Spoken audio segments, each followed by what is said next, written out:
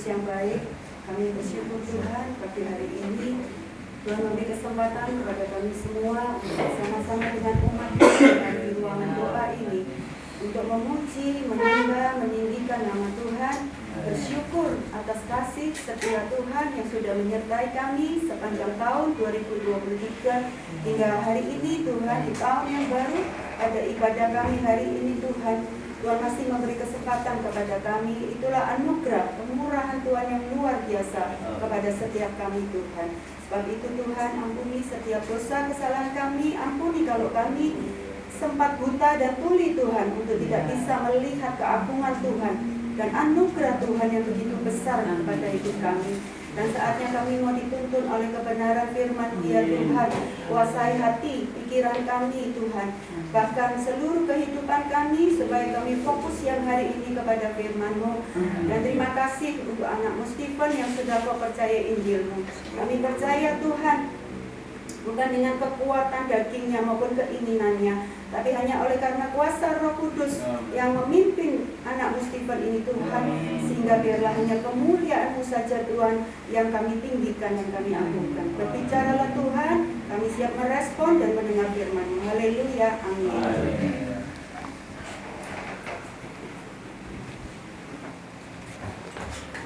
Nah, kita maju ya. Terima kasih, selamat pagi. Saya jarang sharing tentang kekayaan, ya. Temanya hari ini kaya. Jadi nggak nanggung-nanggung ya, kaya. Nggak sengaja tadi pagi sharingnya juga kaya. Yuk belajar dulu. Kejadian 24:35. Apa sih kekayaan itu? Kaya. Apa ya? Kejadian 24 ayat 35. Tolong Mbak Juli.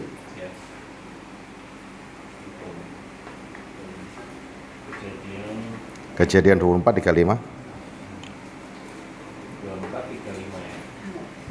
Kejadian 24 ayat 35. Tuhan sangat memberkati tuanku itu sehingga ia telah menjadi kaya.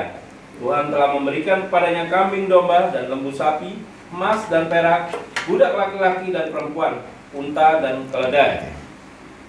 Tuhan anti kekayaan nggak sebetulnya?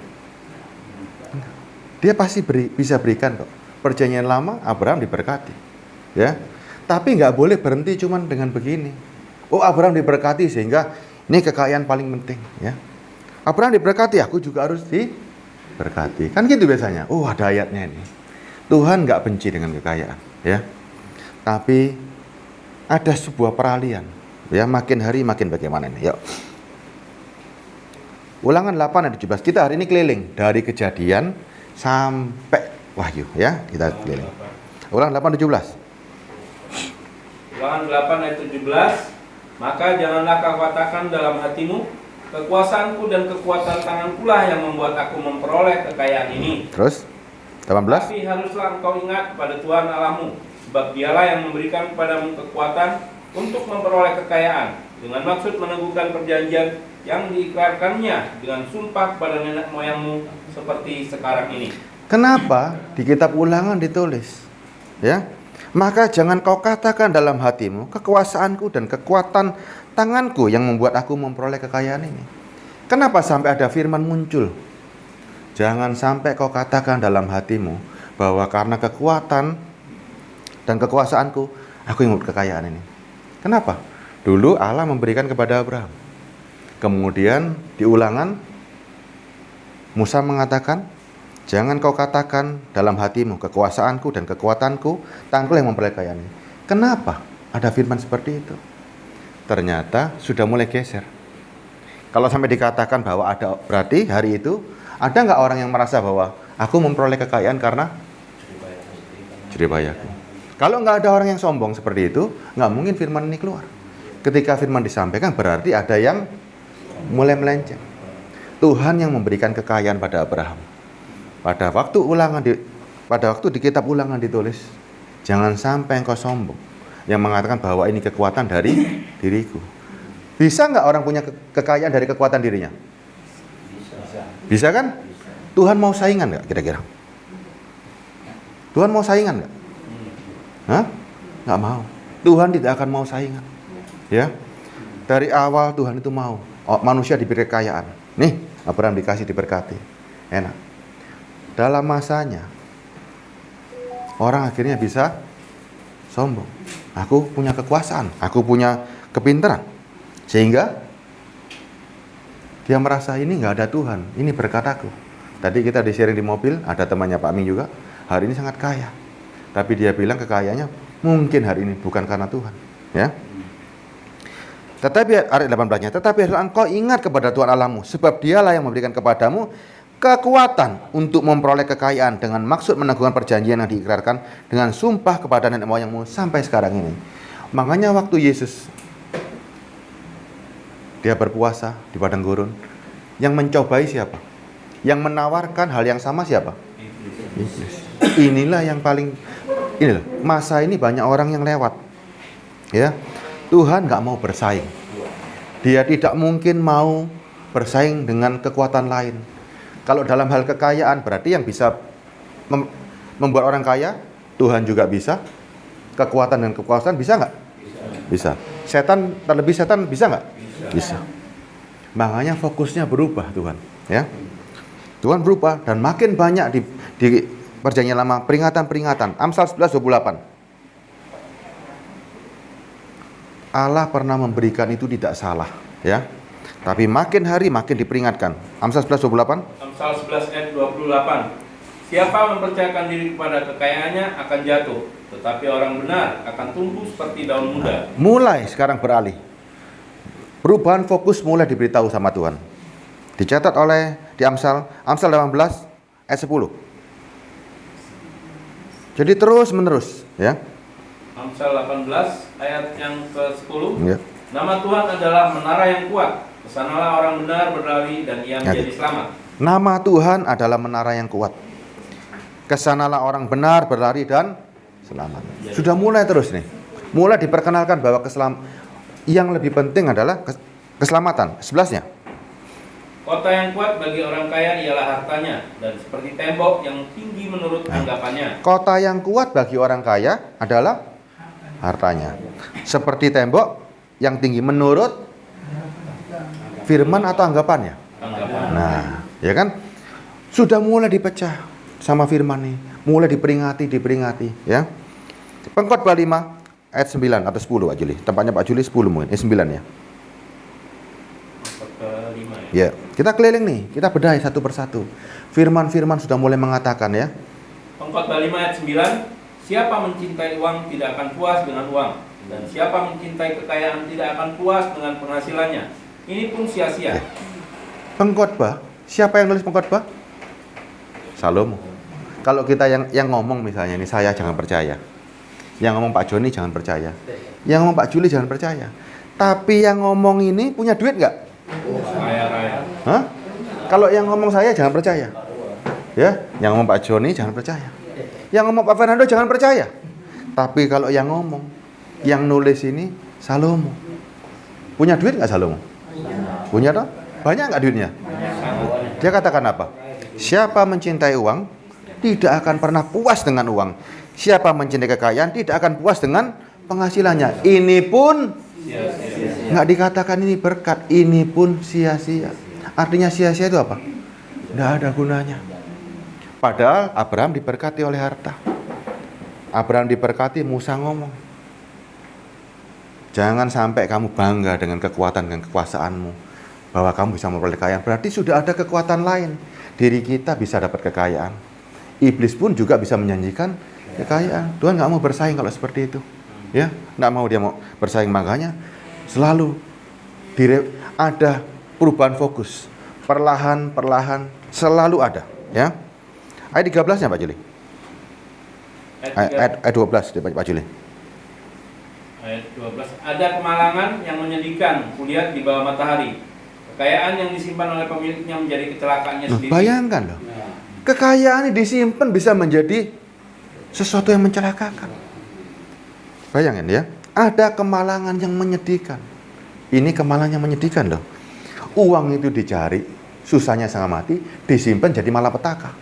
Ya, ada kemalangan yang menyedihkan kuliah di bawah matahari. Kekayaan yang disimpan oleh pemiliknya menjadi kecelakaan sendiri. Apa maksudnya? Saudara nyimpan kekayaan. Malah nggak katanya Salomo? Malah. Ini bisa menjadi kecelakaanmu sendiri. Kenapa?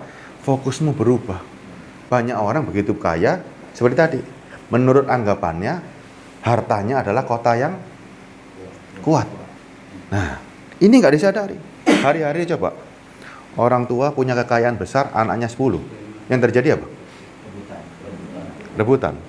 Mau nggak kalau misalnya Pak Fernando punya kekayaan besar, anaknya bunuh-bunuhan gara-gara? Berapa banyak orang rebutan ini? Ini loh, ini sudah ada catatannya zaman dulu. Tuhan mau, kekayaan itu nggak masalah. Tapi ada fokus yang harus dirubah. Ya, kaya. Ya. Lagi. Yesaya 10 ayat 3. Yesaya 10 ayat 3. Jadi makin hari firman itu makin membuat orang pintar, makin membuat orang mengerti. Fokus ini harus berubah. Perlahan-perlahan berubah. Yuk. Yesaya 10 ayat 3. Apakah yang akan kamu lakukan pada hari penghukuman dan pada waktu kebinasaan yang datang dari jauh? Kepada siapakah kamu hendak lari minta tolong? Dan di manakah hendak kamu tinggalkan kekayaanmu? Yesaya, nabi yang begitu hebat, sudah mulai sadar juga. Ya. Di mana kamu minta pertolongan?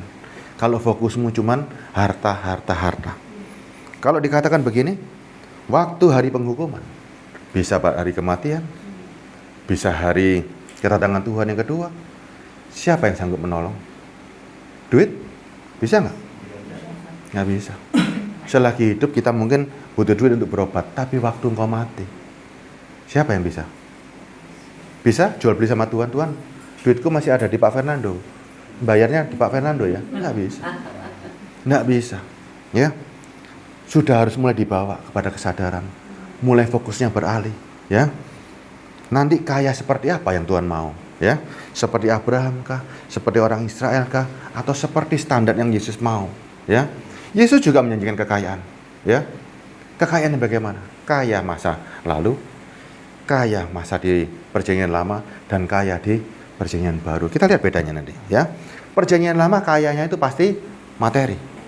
Tapi di perjanjian lama juga dibicarakan kekayaanmu nggak bisa begini loh ya. Terus Yesaya 33 ayat 6. Nah, ini bisa mulai masuk poin peralihan nih perjanjian lama. Yesaya 33 ayat 6. Ayat 6. Ya. Yesaya 33 ayat 6. Masa keamanan akan tiba bagimu. Kekayaan yang menyelamatkan ialah hikmat dan pengetahuan. Ya. Takut akan Tuhan, itulah harta benda Nah, Sion. sudah mulai. Yang namanya kaya itu apa? Nah, ini punya. Masa keamanan akan tiba bagimu. Kekayaan yang menyelamatkan ialah hikmat. Berarti kalau saya balik kan begini. Hikmat dan pengetahuan akan Tuhan itulah kekayaan. Makanya disebutkan kan, kekayaan yang menyelamatkan ialah hikmat dan pengetahuan takut akan Tuhan itulah harta benda Sion. Gampang nggak kalau mencari kekayaan seperti ini? Hah? Gampang tapi susah. Karena yang punya cuman Tuhan. Kalau harta, kekuasaan bisa memberikan. Manusia bisa memberikan. Kekuatan diri kita bisa memberikan. Tapi Tuhan mulai punya standar yang lebih tinggi hari ini. Ya, standarnya apa?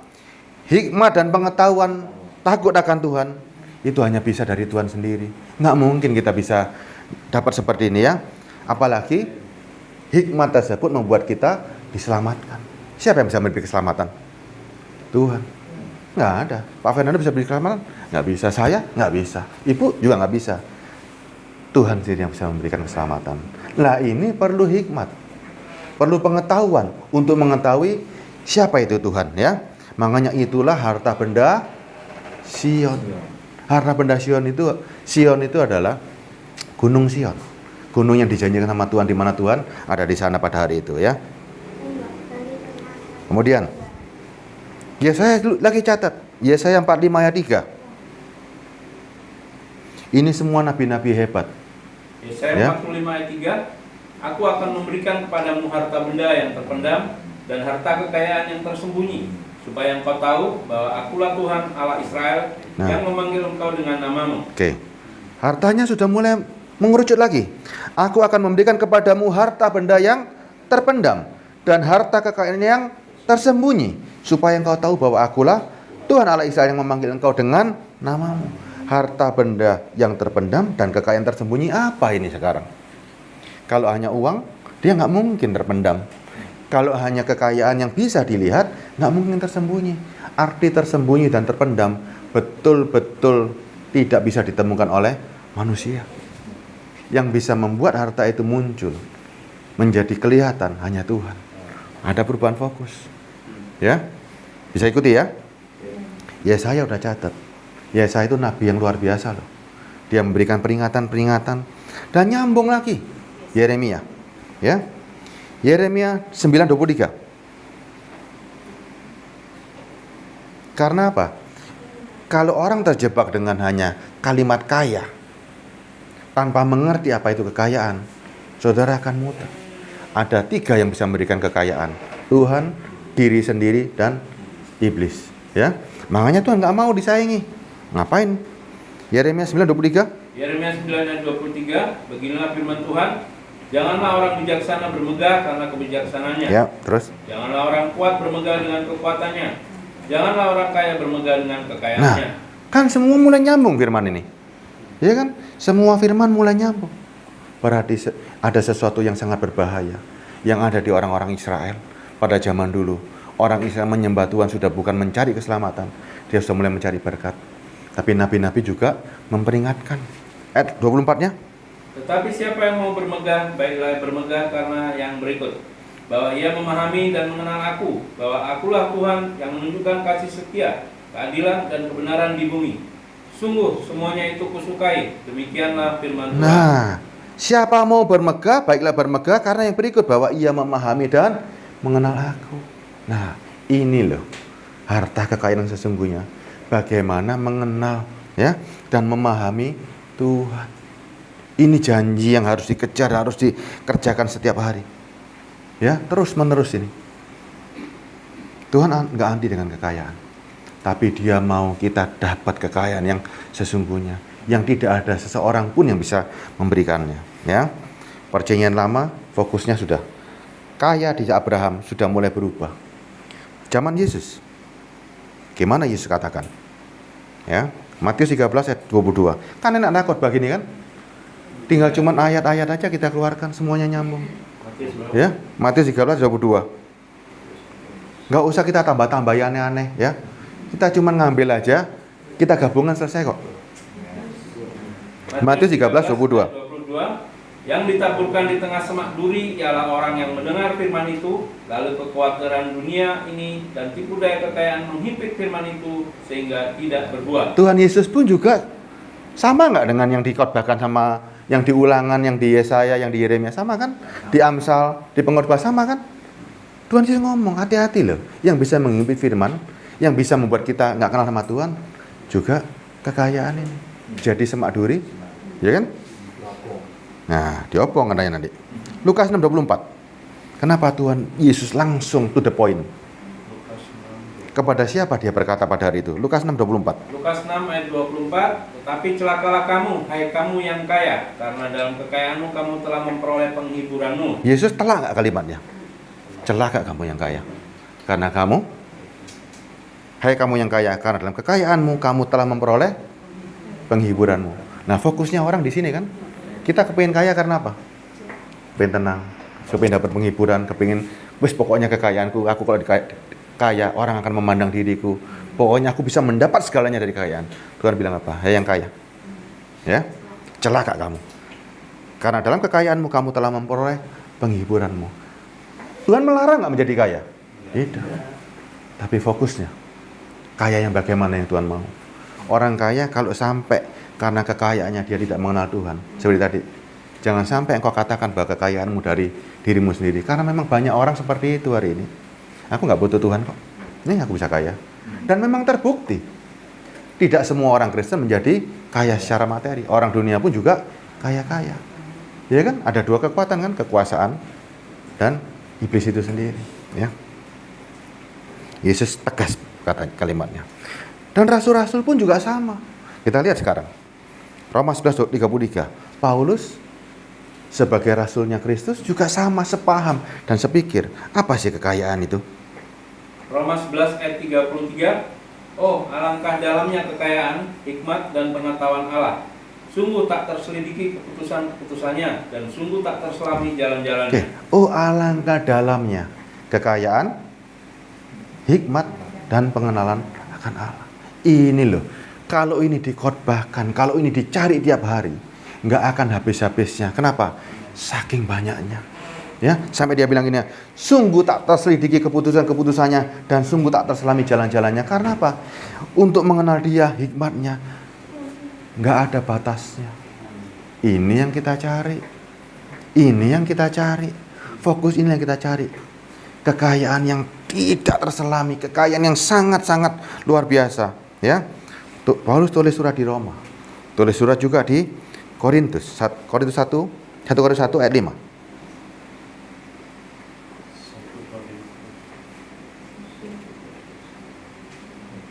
1 Korintus 1 ayat 5. 1 Korintus 1 ayat 5. Sebab di dalam dia kamu telah menjadi kaya dalam segala hal, dalam segala macam perkataan dan segala macam pengetahuan. Paulus sudah mulai fokusnya terarah, ya. Di dalam dia, di dalam Yesus, kamu telah menjadi kaya dalam segala hal, dalam segala macam perkataan dan segala macam pengetahuan. Sudah mulai fokusnya. Ini loh, ada sebuah hikmat yang bisa memperkaya orang, ya. Walaupun dia nggak punya duit, tapi kalau dia punya hikmat ini, menjadi kaya nggak? Menjadi kaya menurut Kristus. Ya, menurut dunia nggak ada masalah, nanti ada juga, ya, pelan-pelan lagi. Nanti akan nyampe. 2 Korintus 6:10. Ini yang Paulus lakukan, ya. 2 Korintus 6 ayat 10. Saya bacakan. Sebagai orang yang berduka cita, namun aku senantiasa bersuka cita.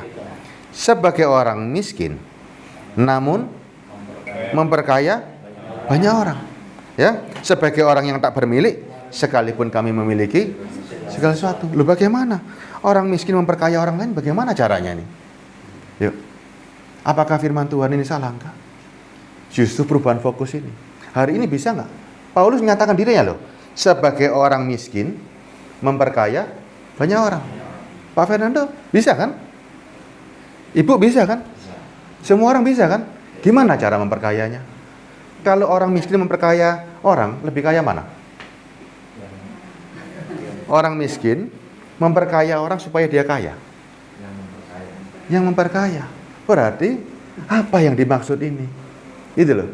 Orang miskin kok bisa memperkaya orang?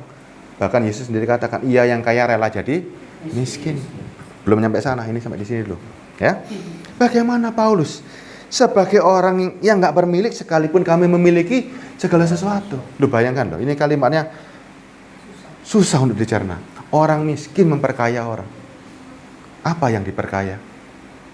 Kita memberikan hikmat dan mengenalkan akan Tuhan. Ya, ya kan? Harta nggak punya, tapi aku punya hikmat. Bisa dibayar nggak hikmat itu? Bisa dibeli nggak? Ada nilainya nggak? Nggak ada. Paulus katakan, kekayaan hikmatmu sangat dalam, tak selidiki. Nggak ada nilai yang bisa Jadi gini, Pak Fernando, saya boleh beli nggak hikmatnya Pak Fernando? Berapa nilainya? Nggak bisa. Berapa nilai keselamatan yang ada di Pak Joni? Pengenalan akan Tuhan berapa nilainya Pak Joni? Tapi Pak Joni rela memberikan kekayaan ini. Ya? Paham nggak? Kalau Anda punya pengetahuan mengenalkan akan Tuhan, saudara bukan orang yang medit kan?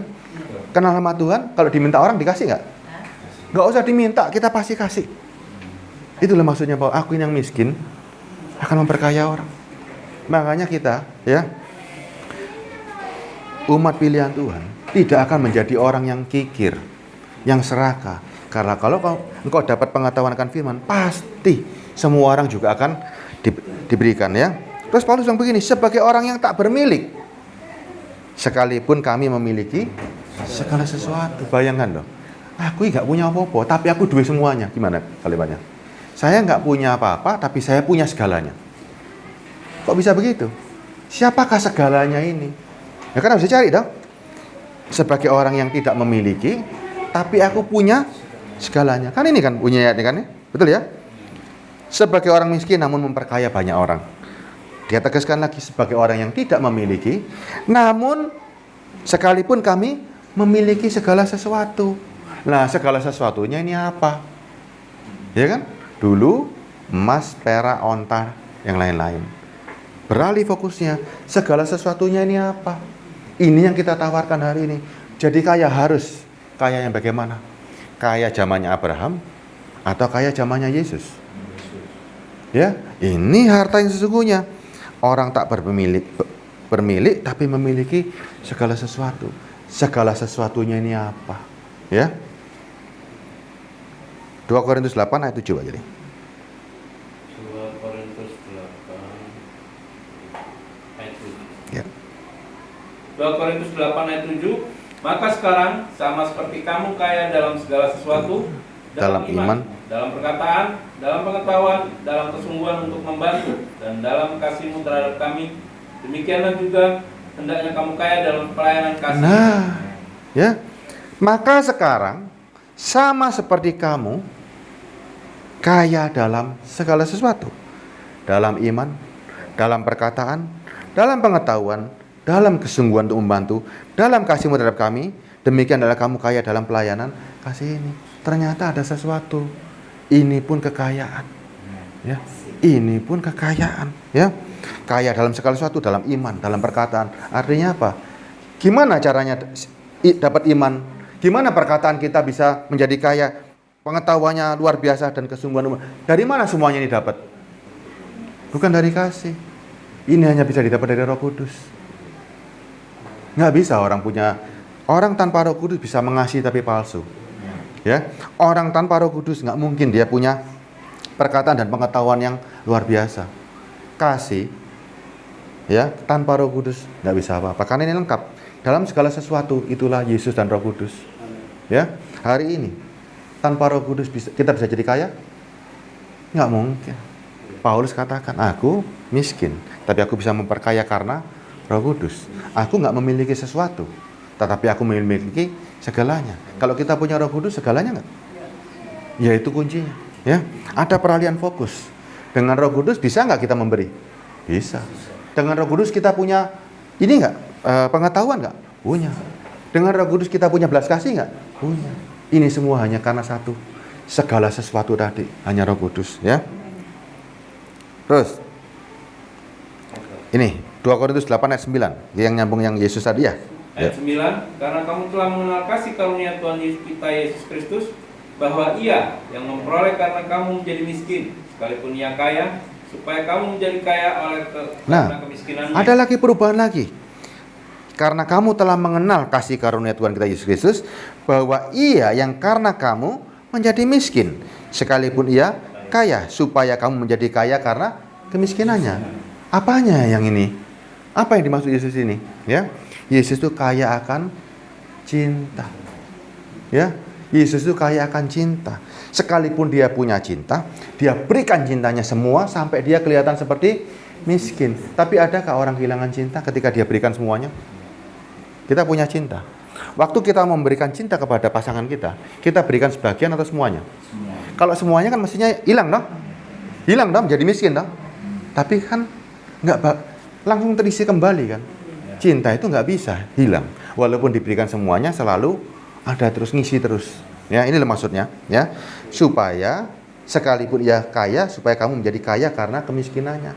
Seakan-akan Yesus itu miskin karena dia berikan cintanya semua, tapi terisi kembali. Ya, paham ya?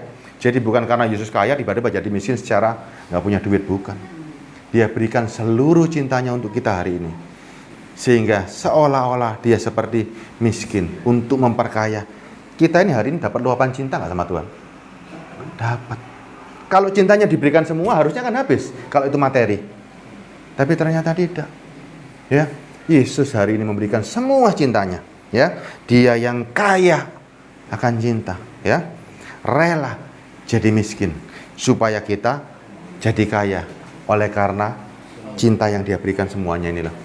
Saudara itu bisa merasakan nggak sebuah cinta yang diberikan seutuhnya, sehingga sampai seakan-akan bahasanya dia rela jadi miskin, sampai sepertinya nggak punya apa-apa. Semua cintanya sudah berikan supaya kita ini bisa merasakan cinta tersebut, ya, oleh karena cinta yang dia berikan semuanya itu. Ini anti ayat ini, ya. Sudah jangan aneh-aneh lagi ayat ini ya. Banyak orang kan Nasir ini kan nggak karu-karuan kan?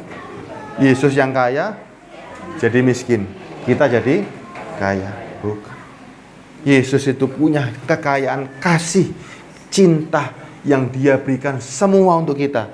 Sehingga seolah-olah dia menjadi miskin. Supaya kita berlimpah merasakan cintanya. Bukti di kayu salib. Nah, banyak orang nggak merasakan ini. Gitu loh. Tapi ketika Yesus berikan cintanya, dia nggak serta-merta miskin. Ya, dia masih punya cinta yang luar biasa, nggak akan pernah habis. Makanya seringkali kalau kita ngobrol-ngobrol, cintanya Yesus itu agape, ya kan? Nggak bisa dibatasi oleh waktu, tidak bisa dibatasi oleh apapun, ya. Terus nyambung lagi Efesus 1 ayat 7.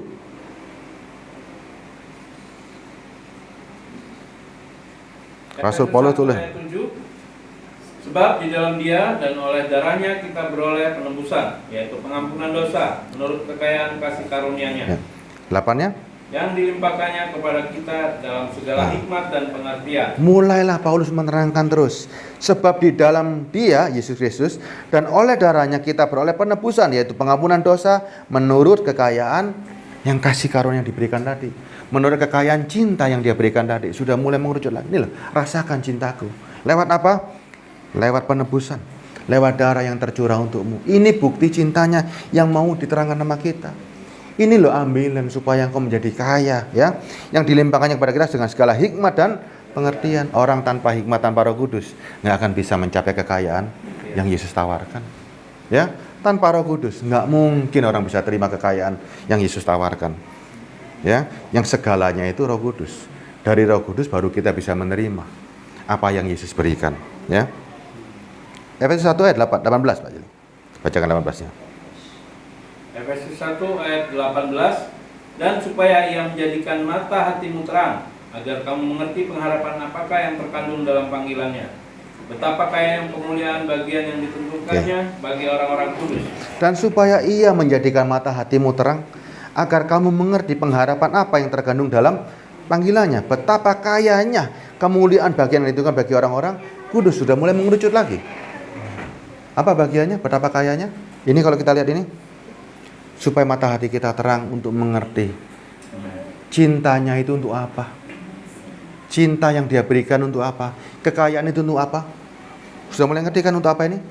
Ya, betapa kayanya kemuliaan bagian yang ditentukan bagi orang-orang kudus. Kira-kira apa bagian orang-orang kudus? Keselamatan. Keselamatan inilah kekayaan yang kaya zaman lama, perjanjian lama. Abraham punya materi, diingatkan terus di perjanjian, di pertengahan dan perjanjian baru menyatakan kekayaan itu adalah hikmat Roh Kudus dan keselamatan ini. Sudah mulai beralih. Ini yang kita kejar hari ini, peralihan ini, ya. Efesus 2 ayat 4, bahasa Inggrisnya lebih bagus ini, tapi coba lihat. Efesus tulis, terus-terusan tulis, ya. Efesus 2 ayat yang keempat. Tetapi Allah yang kaya dengan rahmat oleh karena kasih-Nya yang besar yang dilimpahkannya kepada kita. Nah, bahasa Inggrisnya begini. But God, who is rich in mercy, for His great love, wherewith He loved us. Ya, jadi terjemahnya begini, King Jim. Tetapi Allah yang kaya dengan pengampunan, ya, oleh karena kasih-Nya yang besar yang telah diberikan kepada kita karena cinta. Ini loh tadi. Yesus yang miskin rela jadi kaya, ini memberikan semuanya, ya. Sudah mulai orang kata, oh ya ternyata ada peralihan fokus, suatu kekayaan yang luar biasa, yang hanya bisa diterima, hanya bisa terlihat karena Roh Kudus, ya. Ayat 7-nya Pak Juli.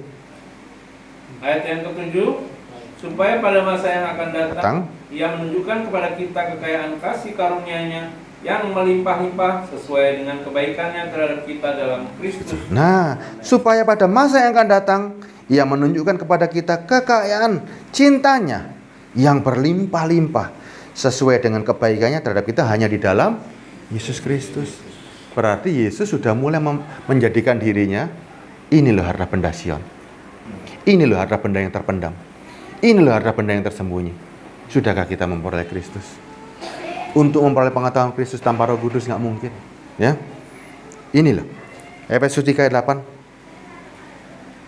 Efesus 3 ayat 8. Efesus 3 ayat 8, kepadaku yang paling hina di antara segala orang kudus telah dianugerahkan kasih karunia ini untuk memberitakan kepada orang-orang bukan Yahudi kekayaan Kristus yang tidak terduga itu. Nah, sudah mulai beralih dah. Ya. Kepadaku yang paling hina di antara orang kudus telah dianugerahkan kasih karunia ini, ya. Untuk memberitakan kepada orang-orang bukan Yahudi. Hari ini kita ini yang diberitakan apa? Kekayaan Kristus yang tidak terduga ini. Berarti Yesus itulah kekayaan yang sesungguhnya, ya. Suratnya Paulus di Kolose 1 ayat 27. Kolose 1 ayat 27, kepada mereka Allah mau memberitahukan betapa kaya dan mulianya rahasia itu di antara bangsa-bangsa. Nah, stop dulu. Kepada mereka Allah mau memberitahukan betapa kayanya dan mulianya. Ini hebat loh. Kayanya dan mulianya. Berarti kaya itu kan berharganya luar biasa. Rahasia itu di antara bangsa-bangsa lain. Harta yang terpendam, harta yang tersembunyi itu kan rahasia, ya. Apa bunyinya? Yaitu Kristus ada di tengah-tengah kamu. Kristus yang adalah pengharapan dan kemuliaan. Mulai beralih. Ini loh, hari ini banyak enggak orang-orang kaya di sini? Banyak enggak orang-orang kaya di sini? Banyak. Kalau saudara memiliki Roh Kudus dan Kristus, saudara orang-orang yang kaya ini tadi. Ya. Yang dikatakan kaya itu lebih enak Tuhan yang ngomong atau manusia yang ngomong? Kan kita ini cari Tuhan. Lebih enak yang ngomong yang punya dunia ini atau yang ngomong cuman orang sekitar kita? Bayangkan ya. Kalau Pak Juli yang ngomong, misalnya Pak Apong yang ngomong, Pak Juli kaya, bangga nggak? Enggak kan? Tapi kalau Tuhan yang punya segalanya ngomong, Pak Juli engkau kaya, berarti Tuhan kalah kaya toh Pak Juli toh? Sampai diakui kekayaannya, ya kan? Tuh. Makanya cari kalau mau kaya jangan orang yang ngomong, cari Tuhan yang ngomong. Kalau Tuhan yang ngomong, ada nggak bisa melebihi kekayaan saudara? Tuhan nyatakan gini, Pak Joni, engkau kaya sekali. Gimana coba? Lawannya siapa coba? Kalau sampai Tuhan itu yang punya alam semesta ngomong begitu, gimana? Pak Fernando misalnya, Pak Fernando, engkau kaya di hadapanku. Gimana coba? Hah? Nggak ada lawannya. Berhadapan dengan orang-orang dunia, takut nggak? Enggak, lu yang ngomong Tuhan kok. Tapi kalau yang ngomong saya atau siapa, jangan takut. Kalau orang dunia, kaya, ada lebih kaya lagi, ada lebih kaya lagi. Kalau ini yang terkaya, yang memiliki semuanya bilang, engkau kaya di hadapanku. Nah, ini yang harus dicari, ya. Kolose 2 ayat 2. Nah, kita yang mengikatkan nih sekarang. Kolose 2 ayat 2, supaya hati mereka terhibur dan mereka bersatu dalam kasih, sehingga mereka memperoleh segala kekayaan dan keyakinan, pengertian dan mengenal rahasia Allah, yaitu Kristus. Ini loh, khotbah berkat enggak apa-apa, khotbah tentang kaya enggak apa-apa, tapi harus tahu kekayaan yang apa ini. Jangan kekayaan cuma sampai di ini, cuma sampai daging percuma. Harus bisa menembus dalam jiwa, ya. Supaya hati mereka terhibur dan bersatu dalam kasih, sehingga mereka memperoleh segala kekayaan dan keyakinan, pengertian dan mengenal rahasia Allah, yaitu Kristus. Wong Yesus saya gak ngerti kok ngomong sing lain-lain. Ini loh yang bahaya. Ya. Intermezzo sedikit. Kemarin sama Pak Joni juga kita sharing. Banyak gereja hari ini mencari jiwa. Setuju ya? Banyak gereja mencari jiwa. Ternyata begitu jiwa itu masuk di gereja, khotbahnya kepada jiwa atau kepada orang? Kok bisa kepada orang? Karena yang dikhotbahkan cuma nyampe kepada daging. Kapankah khotbah itu bisa menembus jiwa? Kapan khotbah? Harusnya khotbah itu kan kalau mencari jiwa, jiwa-jiwa ini kan haus dan lapar. Beri makan jiwanya, jangan beri makan dagingnya. Kalau dikasih makan daging terus, jiwanya gimana? Mati. Makanya banyak orang dikatakan di dalam firman, kelihatannya dia hidup padahal dia mati. Kenapa? Jiwanya mati. Banyak orang seperti itu. Tugas gereja adalah memberi makan kepada jiwa. Kalau jiwanya kuat, dagingnya kuat nggak? Kuat. Kalau dagingnya kuat, belum tentu jiwanya kuat. Ya. Kalau orang jiwanya kuat, ya, jiwanya sangat kuat, makanannya, rohaninya bagus. Kena sakit penyakit sedih nggak? Enggak. Nggak punya duit sedih nggak? Enggak, karena jiwanya yang kuat. Tapi kalau cuma dagingnya yang kuat, begitu merosot, nggak ada yang menopang, wah sudah, gerundel nggak karu-karuan. Makanya yang diperkuat, yang dikasih makan jiwa, ya. Dan jiwa itu hanya bisa dengan Roh Kudus, ya. Tanpa itu nggak bisa. Kemudian muridnya Paulus, Timotius, 1 Timotius 6 ayat 17. Masih ada waktunya, Pak? 40. Oh, tak baca. 1 Timotius 6. Ayat 17.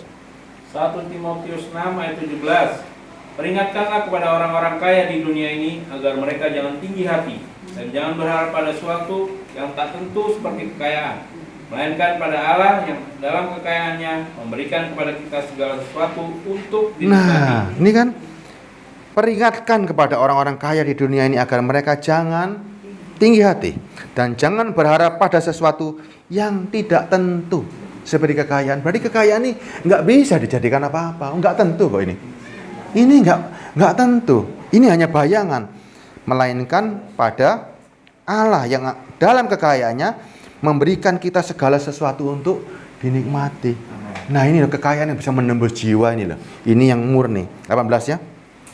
18. Peringatkanlah agar mereka itu berbuat baik, menjadi kaya dalam kebajikan, suka memberi dan membagi. 19 ya. Dan dengan demikian mengumpulkan suatu harta sebagai dasar yang baik bagi dirinya di waktu yang akan datang untuk mencapai hidup yang sebenarnya. Nah, cari harta yang sesungguhnya.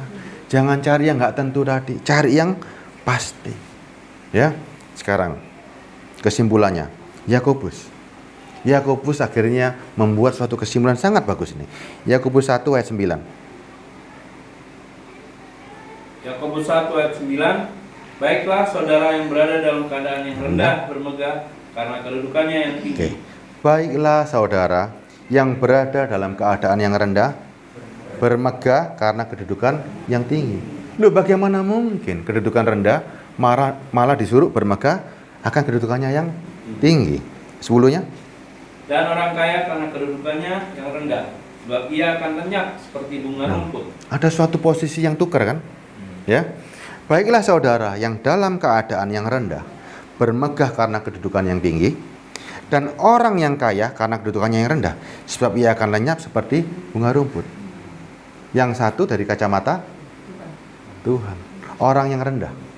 Kita hari ini mungkin dianggap dunia nggak punya apa-apa, tapi karena kita punya hikmat, kita punya Roh Kudus, Tuhan katakan bermegahlah karena kedudukanmu yang tinggi di mata Tuhan.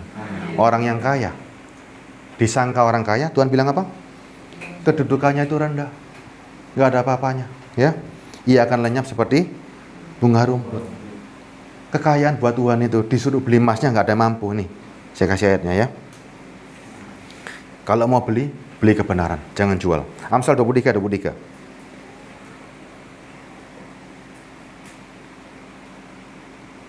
Amsal 23 ayat 3. Amsal 23 ayat 3. Jangan ingin Bukan. akan makanan yang Bukan. besar. Belilah kebenaran, jangan menjualnya. Amsal 23. Oh, 23. Amsal 23, belilah kebenaran dan jangan menjualnya. Demikian juga Dengan hikmat, didikan, dan pengertian. Kalau mau beli kebenaran, jangan jualnya. Ya. Kalau mau beli, cari kebenaran, jangan menjualnya. Siapa kebenaran itu? Yesus Kristus. Belinya pakai apa? Pakai uang? Pakai apa? Bisa? Hanya dengan iman. Dengan percaya. Ini semua gratis. Gitu loh. Makanya kita semua orang bisa kaya. Karena cuma dengan iman tok. Terus Wahyu 3 ayat 17. Ini nyambungnya Yakobus tadi ya. Wahyu 3 ayat 17. Sampai Kejadian sampai Wahyu selesai hari ini. Ya. Wahyu 3 ayat 17, karena engkau berkata, aku kaya dan aku telah memperkayakan diriku dan aku tidak kekurangan apa-apa. Stop dulu ya. Karena engkau berkata, aku ini kaya dan aku telah memperkaya diriku dan aku nggak kekurangan apa-apa. Dan karena engkau tidak tahu, ini orang bilang aku ini kaya. Banyak nggak orang bilang itu? Wah, aku sugih ming, duitku triliunan ming, ya kan? Terus katanya Tuhan apa? Engkau memperkaya dirimu, ya. Dan aku telah memperkaya diriku Dan aku nggak kurangnya apa-apa. Tapi katanya Tuhan apa? Dan karena engkau tidak tahu, ya, bahwa engkau melarat dan malang, miskin, buta dan telanjang. Loh, orang kaya di mata Tuhan gimana? Coba kalau udah ngomong. Karena engkau nggak tahu bahwa engkau melarat dan malang, miskin, buta dan telanjang. Bayangin lah. Kita di mata Tuhan engkau kaya. Ya, lebih baik Tuhan yang ini. Terus 18-nya. Maka aku menasihatkan engkau supaya engkau membeli daripadaku emas yang telah dimurnikan dalam api, agar engkau menjadi kaya, dan juga pakaian putih supaya engkau memakainya, agar jangan kelihatan ketelanjanganmu yang memalukan, dan lagi minyak untuk melumas matamu supaya engkau dapat melihat. Maka aku menasihatkan engkau supaya engkau membeli daripadaku emas yang telah dimurnikan di dalam api, agar engkau menjadi kaya, juga pakaian putih supaya engkau memakainya, agar jangan kelihatan ketelanjanganmu yang memalukan, dan minyak untuk melumas matamu supaya engkau dapat melihat yang Tuhan janjikan. Firman ini kalau saudara nggak dibuka, saudara akan muter-muter cari kekayaan yang enggak. Ini Tuhan katakan, cari dirinya sendiri, cari Roh Kudus. Akhirnya kedudukan kita kaya nggak hari ini? Hah? Kita kaya nggak? Kalau nggak kaya, sekolah Alkitab lagi nih, ya. Kalau nggak kaya, sekolah Alkitab lagi. Ternyata kita ini lebih baik dipandang, engkau kaya anakku. Tapi Tuhan yang ngomong. Ya. Kalau yang ngomong manusia, nggak ada gunanya. Ya. Tidak ada gunanya. Ibu kaya raya kan? Iya kan? Loh, kita semua hari kaya raya kan? Bisa memperkaya orang lain kan? Bisa mengenalkan Yesus Kristus. Kita semua sama. Alkitab itu nggak akan pilih kasih. Ibu nggak dipilih, Pak ini nggak dipilih, semua bisa. Kalau orang punya hikmat, punya Roh Kudus, semuanya bisa memperkaya orang lain. Sekalipun aku secara dunia nggak punya duit, tapi aku punya Roh Kudus. Makanya Daud juga sama. Daud waktu menghadapi Goliat, aku nggak punya apa-apa, tapi aku membawa nama Allah.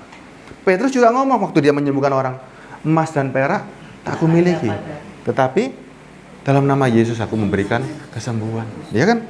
Makanya pengetahuan tentang Roh Kudus dan Yesus ini kekayaan yang luar biasa. Ya, kaya harus dimiliki kekayaan yang sesungguhnya. Ya, jangan yang nanggung-nanggung kalau sama Tuhan. Yang sekalian sampai Tuhan ngomong, engkau betul-betul kaya anakku. Ya, mau? Mau semua. Ya, ternyata kita ini nggak ada apa-apanya kan? Ya kan? Tapi dipandang orang dunia kita nggak punya apa-apa.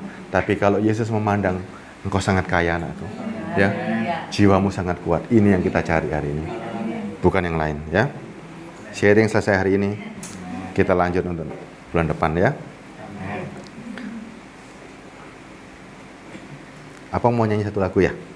Silakan, Bu. Jangan ragu-ragu ya. Kalau mau kaca. Betapa dalamnya aku terperosok dalam dosa.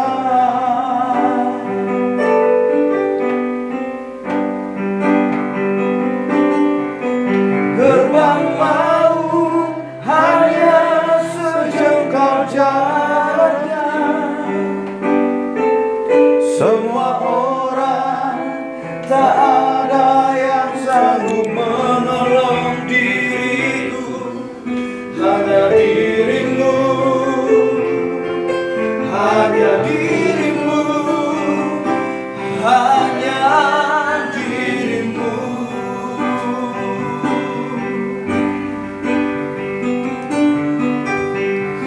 Tuhan, dengarkan rintihanku, biarlah Engkau menaruh perhatian kepada suara tangisanku.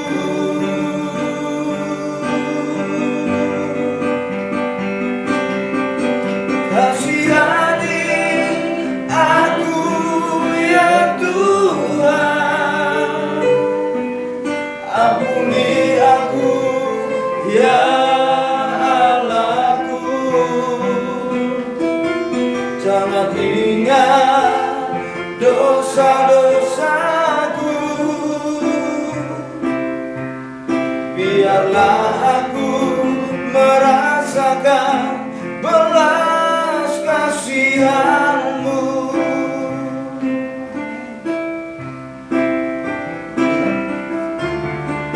Padamu ada pengampunan,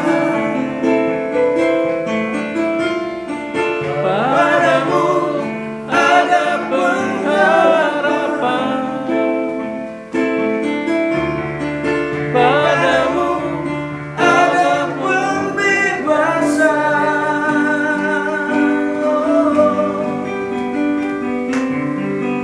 Beri aku kesempatan satu kali lagi, beri aku kesempatan satu kali lagi, agar ku rasakan hidup bersamamu.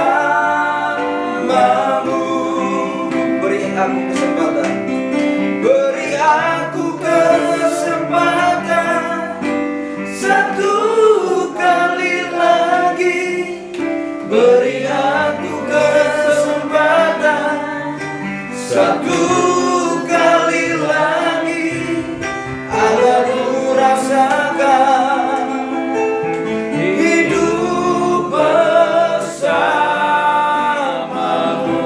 Agar ku rasakan, agar ku rasakan hidup bersamamu.